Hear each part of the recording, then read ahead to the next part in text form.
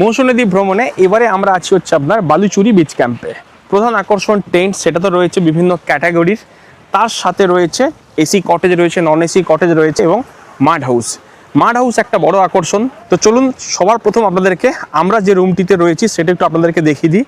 আমরা রয়েছি এনাদের মাড হাউসে, একদম সমুদ্রের ধারে মাড হাউসগুলি। আর এটা হচ্ছে এই ক্যাম্পের একদম মিডিলে, দারুণ সুন্দর।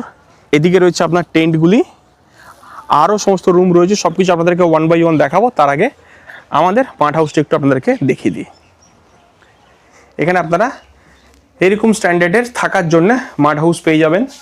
এর ইনসাইড হচ্ছে মাটির কাজ, এটা এসি আছে, একটা বড় সাইজের বেড দিয়েছে যেখানে আপনারা কমফোর্টেবলি 3 জন থাকতে পারবেন।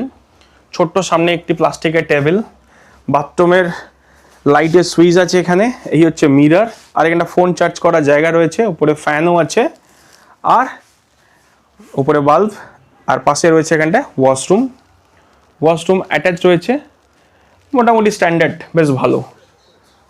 বেস্ট পার্ট হচ্ছে এইখান থেকে আপনারা বেরোবেন, এরকম কিছু ভিউ পাবেন, দেখুন একদম ইমিডিয়েট সমুদ্রের ধারে।